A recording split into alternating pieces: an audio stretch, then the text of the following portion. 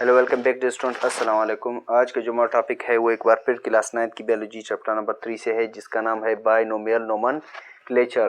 तो आज के लेक्चर में हम बायनोमियल नोमेनक्लेचर को डिटेल में डिस्कस करेंगे। इससे प्रीवियस लेक्चर में हमने 5 किंगडम सिस्टम को डिस्कस किया था, जिसमें हमारे पास किंगडम प्लांटी था, किंगडम एनिमिलिया था, किंगडम प्रोटेस्टा था, किंगडम फंजाई था और किंगडम मोनेरा था।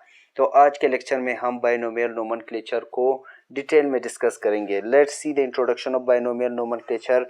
बायनोमियल नोमेनक्लेचर को सबसे पहले कार्लस लिनियस ने डिस्कवर्ड किया, जो कि हमारे पास स्वीडिश साइंटिस्ट था। ठीक है, इसने 1707 से लेकर 1778 तक इस पर काम किया। ठीक है, बायनोमियल नोमेनक्लेचर को सबसे पहले कार्लस लिनियस ने 1707 से लेकर 1778 तक इस पर काम किया। Let's see the definition. Method of giving scientific naming to living organism.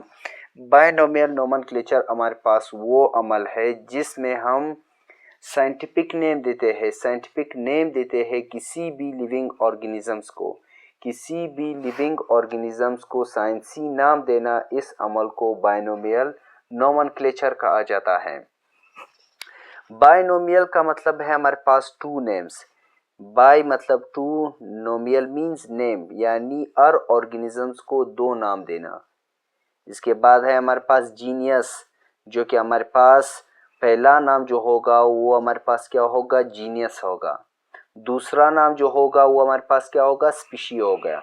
ठीक है, बायनोमियल नोमेनक्लेचर का मतलब है हमारे पास हर ऑर्गेनिजम्स को दो नाम देना, साइंटिफिक नाम देना। ठीक है, इस अमल को बायनोमियल नोमेनक्लेचर कहा जाता है। इसकी रूल्स हमारे पास क्या है, सबसे पहले है हमारे पास इटैलिक एंड अंडरलाइन, यानी जो हमारे पास नेम होगा वो सबसे पहले हमारे पास क्या होगा, इटैलिक होगा। ठीक है, इसके अलावा ये हमारे पास अंडरलाइन होगा, यानी जो हमारे पास बायनोमियल नोमेनक्लेचर नेम होगा, ठीक है, जो हमारे पास लिविंग ऑर्गेनिज्म का नेम होगा वो हमारे पास इटैलिक होगा, और इसके अलावा ये हमारे पास क्या होगा, अंडरलाइन होगा।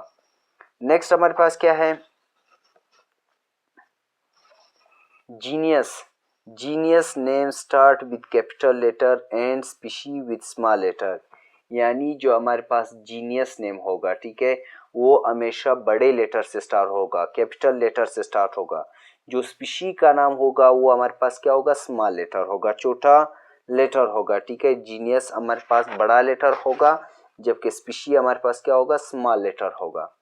इसके अलावा scientific name when it is first used in a passage, जब भी हमारे पास कोई साइंटिफिक लफ्ज हमारे पास किसी भी पैराग्राफ के अंदर यूज होगा, ठीक है, तो वो हमारे पास क्या होगा, वो हमारे पास लार्ज होगा, बड़ा होगा। ठीक है, हमारे पास जीनियस जो है वो हमारे पास कैपिटल लेटर पे आता है, जबकि स्पीशी जो है वो हमारे पास स्मॉल लेटर में आता है।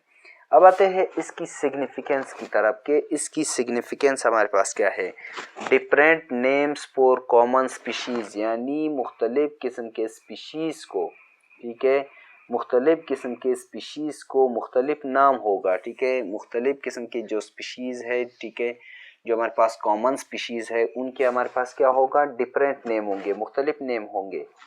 इसके अलावा common names for different species, यानी एक जैसा नाम भी हो सकता है मुख्तलिफ किस्म के ऑर्गेनिजम्स के लिए। ठीक है, फर्स्ट में हमारे पास क्या था, डिफरेंट नेम होंगे, ठीक है, कॉमन स्पीशीज के लिए।